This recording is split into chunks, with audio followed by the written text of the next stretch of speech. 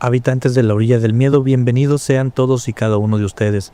Soy Grillo Villegas y los invito a que me acompañen en el relato de hoy. Si tienen la amabilidad de unos minutos más, me gustaría también que al final me dejaran un comentario. Entre las muchas leyendas que tienen los pueblos originarios de América del Norte, pocas resultan tan inquietantes como la de los skinwalkers o cambiapieles. Este concepto proviene de la tradición oral del pueblo navajo, una de las naciones indígenas más grandes de los Estados Unidos. Según la creencia navajo, los skinwalkers no son brujos comunes, sino individuos que han cometido actos impuros y atroces, como el asesinato de un familiar cercano. Lo hacen para poder obtener poderes sobrenaturales, a través de rituales oscuros. Estos brujos logran adoptar la forma de animales como coyotes, lobos, búhos o cuervos, aprovechando la agilidad, fuerza o sigilo de cada criatura para moverse entre el mundo humano y el espiritual. Se dice que los skinwalkers actúan bajo la sombra de la noche, alimentándose del miedo, espiando, atacando o maldiciendo a sus enemigos. Algunos testimonios aseguran haberlos visto rondando casas aisladas, imitando voces humanas o apareciendo como animales de mirada antinatural. Más que simples relatos de terror, estas leyendas reflejan el complejo tejido espiritual de las culturas indígenas, donde la conexión con la tierra, los espíritus y la moralidad se entrelazan profundamente. En este contexto, los skinwalkers no son solo monstruos, son advertencias vivientes sobre un poder que se puede desatar por el egoísmo y la transgresión. Acompáñeme a disfrutar de esta historia. Si aún no tiene su bebida favorita, deténgase un momento y consígala. Lo voy a esperar aquí. Tómese su tiempo, relájese y disfrute. Si está conduciendo un vehículo, permítame por favor acompañarlo hasta su destino. Y si puede, recuéstese, cierre los ojos y comencemos este viaje juntos. La orilla del miedo, donde tus historias hayan vida.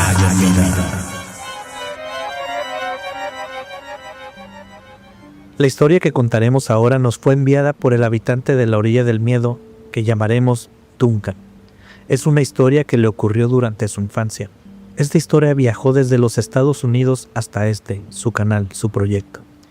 Y esta historia debe comenzar en la infancia de Duncan, porque desde siempre su vida había sido la vida de cualquier chico normal: escuela, amigos, caricatura, aprendizaje diario, crecimiento, aunque paralelamente la vida marital de sus padres continuaba no tan normalmente. Estaban teniendo diferentes problemas económicos, problemas de entendimiento, problemas de comunicación. El padre de Duncan había perdido el trabajo. Su autoestima estaba por los suelos y eso acarreó otros problemas, pero el principal fue una infidelidad de su parte. La madre de Duncan no lo perdonó ni siquiera un poco, ni al principio, ni al final, ni en medio. El padre quiso hablar, pero ella no le dio tiempo de nada. Simplemente dejó la casa sin un plan, subió a su hijo al auto, empacó algunas cosas y se fue. Para Duncan, ese rompimiento en la noche cuando su mundo era perfecto, pues obviamente fue impactante porque no tenía el mismo contexto de su madre, de los problemas. Para él todo estaba bien. La madre de Duncan a los días se sintió desesperada al no saber qué hacer y entonces buscó a su pareja. Pero ¿saben qué? Había desaparecido. Pidió el depósito de la casa que rentaban y simplemente desapareció. La madre de Duncan tenía familiares viviendo en una reserva en las afueras de la ciudad donde ellos vivían, por lo que fue la primera opción para pedir ayuda. Para su buena suerte, su familia le dijo que no buscara a aquel hombre irresponsable y que se fuera a vivir con ellos. No tenía ningún inconveniente en que ella y Duncan se fuera para allá.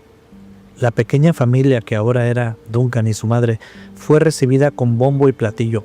Bueno, no es que fueran muchos, ¿verdad? Pero los pocos miembros de la familia que estaban allá los recibieron como si nunca los hubieran visto antes, seguramente para subirles el ánimo, y vaya que lo lograron. Duncan lo recuerda con mucha claridad. Los recibieron con un platillo que Duncan no conocía, pero es sumamente popular entre los pueblos nativoamericanos. Se llama pan frito, es muy delicioso según cuentan. Duncan también recuerda esto claramente, porque tenía muy buen sabor.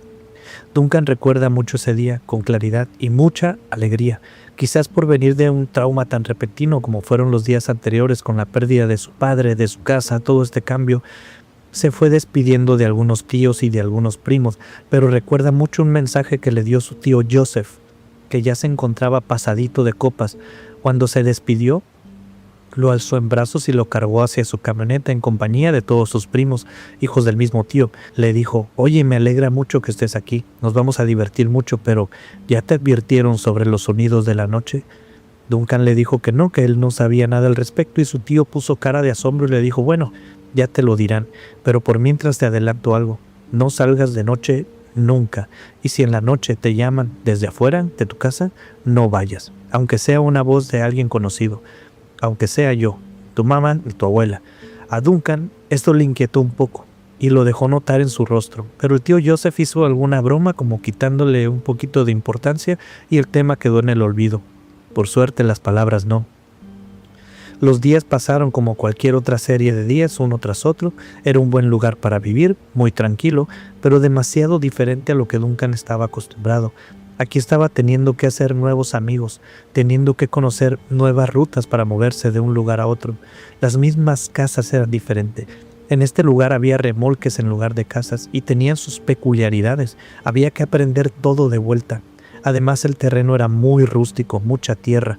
El horizonte se podía ver casi desde cualquier punto, como si no hubiera límites. A diferencia de la ciudad, donde las casas y los edificios crean un ambiente de estar encerrado, de seguridad. Si quieres ver el horizonte, debes ir a un mirador o algo así.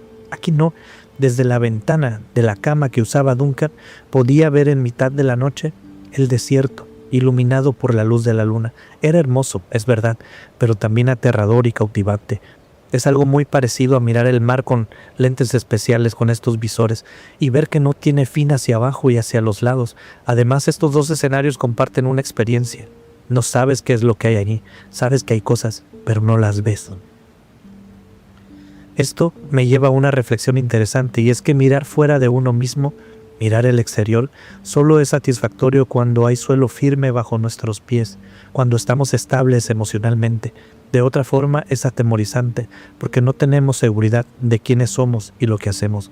A veces es mejor mirar en nuestro interior, aunque sepamos que lo que vamos a encontrar no nos guste, pero mirarlo es el único modo de darnos cuenta de que lo que hay dentro de cada uno de nosotros es correcto o incorrecto. Precisamente una de esas noches, Duncan miraba por la ventana y se sintió muy incómodo. Sintió que algo estaba no mal, sino diferente. Algo estaba diferente en el sentido que lo hacía sentir incómodo. Ese día decidió tomar un libro y empezar a leer. Era algo bueno de aquellos lugares, el acceso a la tecnología era muy limitado, allí la afición por la lectura se toma en serio y se cultiva. Sin embargo, la incomodidad seguía sin dejarlo, seguía sintiendo eso molesto, y cerró los ojos para pensar, y si de pasada se dormía, qué más que mejor. Sin embargo, esa noche, él se enteraría de que ese sensor que tenemos todos y cada uno de nosotros es por algo, y, si se activa, es porque debemos estar atentos. Lo que Duncan vivió fue muy extraño. Él estaba con los ojos cerrados en una cama pequeña, con una ventanita que apenas pasaría alguien por ahí, o quizás un adulto muy delgado. Por esa ventanita veía el desierto y la noche. Estaba en medio de sus cavilaciones, sin nada de sueño, y con aquella sensación horrible cuando escuchó: «Auxilio, por favor». Una voz que no distinguía bien, pero que venía desde fuera de la casa rodante. La escuchó muy clara, pero por supuesto que era raro, eso no le había pasado nunca, así que puso un poco más de atención. Luego de unos segundos cayó en cuenta, se estaba quedando dormido y escuchó eso, así que se volvió a acomodar, pero esta vez mirando a través de la ventana. Cuando escuchó: «Por favor, ayúdenme, necesito ayuda», pudo sentir en el tono de las palabras dolor, mucho dolor. Le invadió la necesidad de salir y ayudar a quien sea. Era una voz masculina que él no reconoció, pero la escuchaba. No sabía si ir con su madre y su abuela, que eran con quien compartía esta casa, o esperar, o quizás salir. No sabía qué hacer, solo miraba por aquella pequeña ventana, cuando entonces escuchó de nuevo la voz: «Sé que me ves, niño, y sé que me escuchas, ábreme la puerta». Ahora sí que se asustó Duncan, ya no era solo la impresión y la confusión, ahora estaba asustado. Siguió mirando por la ventana y puso más atención. En medio de la noche y en la distancia vio algo que se movió. Era una figura que no alcanzaba a distinguir bien, pero cuando apenas la empezó a ver, de un salto salió corriendo al otro lado de la casa esa, que estaba del otro lado de su habitación. La casa tenía una puerta de entrada en la parte del centro, allí mismo sala y cocina, y en los extremos estaban los cuartos. Y justo cuando Duncan iba corriendo por aquella casa, escuchó cuando desde afuera, justo detrás de la puerta, le dijeron: «Duncan, ábreme, hay algo aquí afuera». Fue inconfundible. Era la voz de su padre. Duncan ya había recorrido lo suficiente para pasar de largo la puerta. Se frenó rápidamente, se dio la vuelta para volver, pero entonces un brazo lo agarró por la espalda y le sujetó los brazos. «No es tu padre», le dijo su abuela, despacio en el oído. «Dile que ahorita le abres, tus tíos ya vienen». Duncan hizo exactamente lo que le dijeron. Le habló a esa cosa, y entonces empezaron a golpear la puerta muy fuertemente, como si supieran que era una mentira. Pasó por un lado de él su madre y se recargó en la puerta deteniéndola. La abuela no soltaba a Duncan y se asomó levemente por la ventana. Duncan vio algo que lo dejó marcado para siempre. Apenas iluminado por el foco que tenían colgado en la parte de afuera de la puerta, se veía una figura humanoide, de pie. Parecía estar como loco golpeando la puerta, pero cuando la abuela recorrió la cortina para ver, y que fue el mismo tiempo que Duncan vio, la luz que salió de ahí debió llamar su atención, porque aquella cosa se detuvo y giró su cabeza hacia ellos. Esa figura tenía los brazos larguísimos. Cuando dejó de golpear la puerta, los bajó y casi le tocaban las rodillas. Era sumamente delgado de sus piernas súper delgadas. Su torso era ancho y estaba parado en sus dos piernas. Su cara parecía la de un lobo, pero extrañamente descarnada, como si se dejara ver los músculos o los huesos. Se veía como si su piel tuviera jirones de carne y rastros de sangre. Esa cosa giró su cabeza hacia atrás y lanzó un horrible chillido al aire. Un chillido que penetró en la mente de Duncan. Luego se fue corriendo cuando escuchó las camionetas. Sus tíos venían manejando a toda prisa, haciendo ruido con el claxon. Luego se escucharon varias detonaciones de arma de fuego. Uno de sus primos venía de pie en la caja de la camioneta y disparando al aire. Llegaron y gritaron que no saliera nadie. Luego la abuela comenzó a hacer unos cantos en una lengua conocida como lakota. Los tíos y primos que estaban afuera comenzaron a buscar en los alrededores. Después de un momento tocaron a la puerta y avisaron que lo habían ahuyentado, que estaban a salvo. Entraron y algunos se quedaron a dormir en la casa. Después de ese día en la mañana, en el desayuno, la abuela les contó que eso que los había visitado anoche era un skinwalker. Les dijo que era un antiguo miembro de la tribu que había hecho un pacto para obtener poderes, pero ahora debía pagar ese pacto cada cierto tiempo con sangre. A veces viene a buscar gente, pero nunca ha logrado encontrar a nadie en este lugar. La abuela le dijo que no sabía de dónde sacaba su sangre, pero de ese lugar no lo había logrado. Lo dijo de manera muy ceremonial, como si se sintiera orgullosa, aunque les advirtió que cuando esa cosa lanzaba ese chillido, todos los que lo escuchaban terminaban enfermando. Y tal cual la abuela lo había dicho, todos los que estaban esa noche ahí empezaron con fiebres, vómitos y mareos. Solo unos días luego la abuela les dio un brebaje de esos heredados, quién sabe de qué estarán hechos, y todos se sintieron mejor. Nunca más volvieron a saber de esa cosa durante la noche, pero por ejemplo otro día, poco antes del anochecer, fue diferente, y es que los primos se habían aventurado por aquel desierto llano, estaban jugando. Caminaron y caminaron. Duncan ni siquiera recuerda que estaban jugando, solo recuerda que se habían alejado una distancia considerable. Y cuando venían de vuelta, pasaron cerca de una vieja construcción de madera. Era una casa que ahora estaba abandonada, que no era usada para nada bueno. Ellos tenían prohibido acercarse y mucho más entrar allí. La usaban las personas que solían usar enervantes. Pero ese día ni cuenta se dieron de que había pasado cerca, cuando desde allá escucharon un canto muy bonito. De hecho es un canto que ellos conocían muy bien. Era el canto de su tía Brisa. Todos se voltearon a ver y acordaron acercarse de a poquito, despacio para no ser vistos, pero para ver qué hacía su tía en aquel lugar. Su tía era una buena persona y ese lugar era para malas personas. Les causó conflicto escuchar esa voz allí. Sin embargo, cuando se estaban acercando, aquel canto se convirtió en un chillido horrible, un chillido que Duncan recordó muy bien, lo identificó. Fue el último sonido que había escuchado aquella noche. Entonces lanzó un grito al aire. «¡El Skinwalker!», le dijo a sus primos, y todos salieron corriendo. Todos los jóvenes esos sabían de qué se trataba y corrieron muy rápido. Nadie volteó atrás, a los lados. Si alguien se quedó, vámonos. La casa de la abuela de Duncan era la más cercana, así que se dirigieron hacia ese lugar. Le dijeron a la abuela lo que les había pasado, y la abuela llamó a su familia de nuevo. Todos acudieron a la casa de la abuela y se prohibió a los niños salir en un tiempo. Se pasó la tarde cantando en aquella lengua lakota, paseando entre los niños, y, mientras preparaba su brebaje, lo ocupó días después, cuando los niños se enfermaron, confirmando así que aquello no había sido ni invento ni imaginación, había sido la maldición de aquel ser. Esa noche la pasaron todos en el mismo lugar. A pesar de que estos encuentros eran aterradores, Duncan siempre encontraba refugio en aquella deliciosa comida que conoció en casa de su abuela y que le daba mucha tranquilidad. Aquel delicioso pan frito.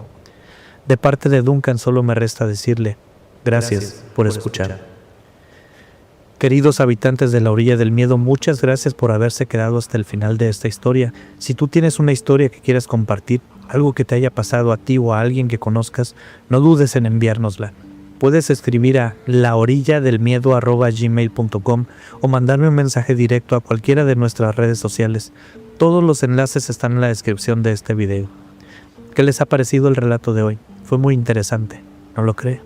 Me llamó mucho la atención el detalle del chillido que hacía enfermar a quienes lo escuchaban. Y es que ya hemos hablado en otras ocasiones de cómo los sonidos son vibraciones. Algo golpea el aire, lo hace vibrar y esa vibración llega hasta nuestros oídos, pero nuestros oídos lo perciben de una forma. Perfectamente podríamos pensar que algo así sería posible si esa vibración llegara a tocar algún órgano de nosotros. No lo sé, no soy experto en el tema. ¿Qué cree usted? Es simplemente una idea. Estimado habitante de la orilla del miedo, soy Grillo Villegas. Gracias por formar parte de esta comunidad. Siempre es un honor tener su compañía, leer sus comentarios y sentir cómo poco a poco se va construyendo este espacio entre todos nosotros. Nos escuchamos muy pronto en un nuevo viaje hacia lo que se esconde en la orilla del miedo.